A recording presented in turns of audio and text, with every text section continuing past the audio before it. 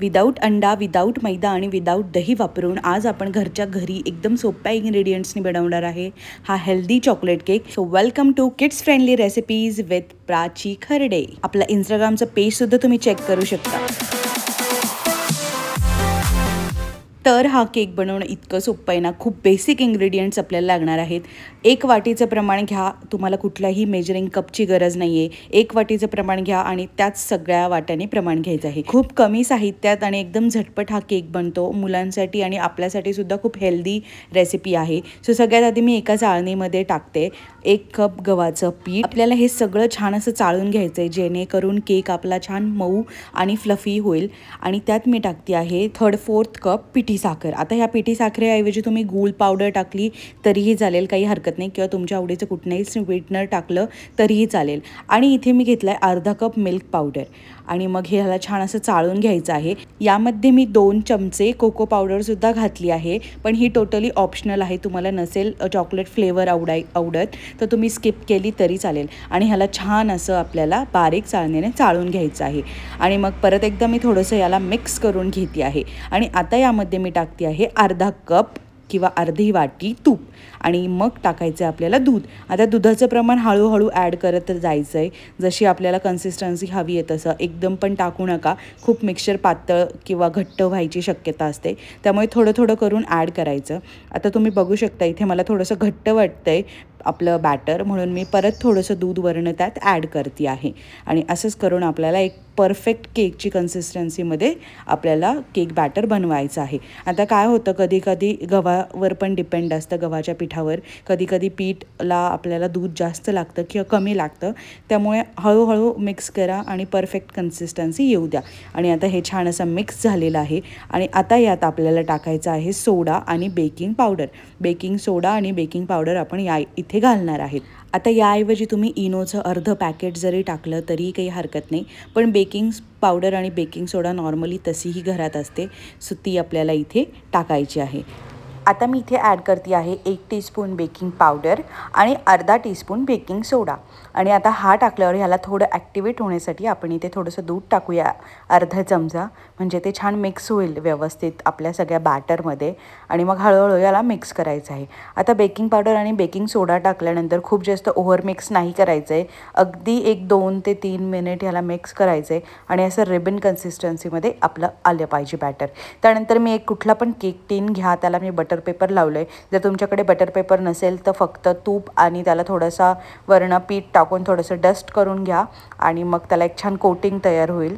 So तुम्ही कुठल्या पण कुकरच्या भांड्यात वगैरे पण करू शकता. आणि ह्याला टॅप टॅप करून घ्यायचं म्हणजे सगळे एअर बबल्स निघून जातील. इथे मी वरनं थोड्याशा मेलन सीड्स टाकल्यात, टोटली ऑप्शनल आहे.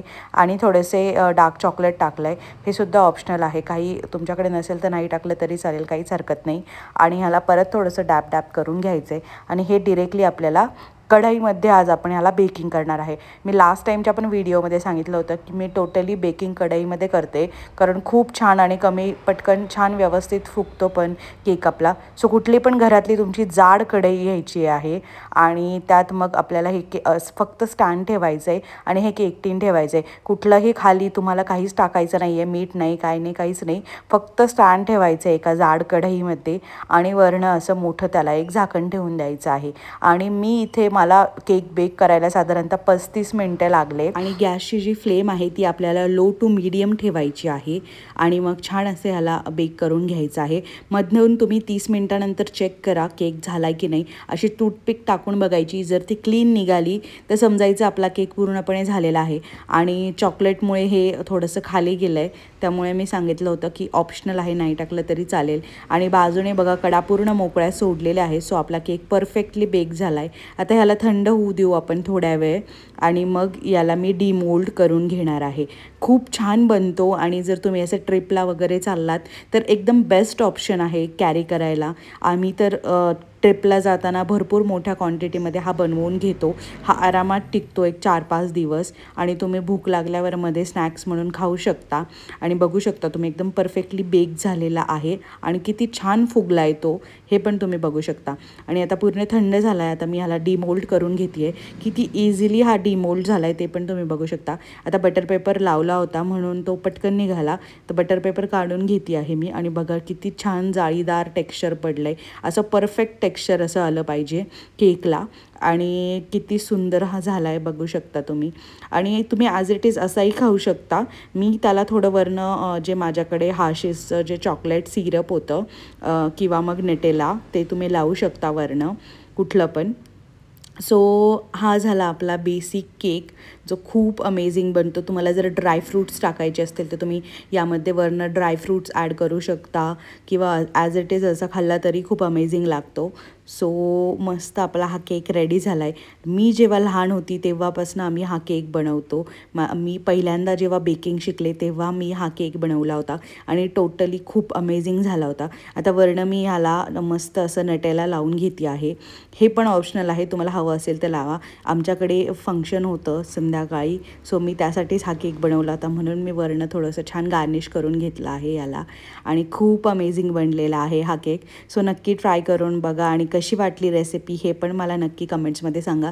आणि आपल्या इंस्टाग्रामच्या पेजलासुद्धा फॉलो करा. जर तुमच्या घरात लहान मुलं असतील तर तुम्हाला तिकडे खूप सगळ्या छान छान छोट्या मुलांसाठीच्या रेसिपीज बघायला मिळतील, टिफिन सिरीज बघायला मिळतील. सो तिकडे पण तुम्ही मला फॉलो करू शकता.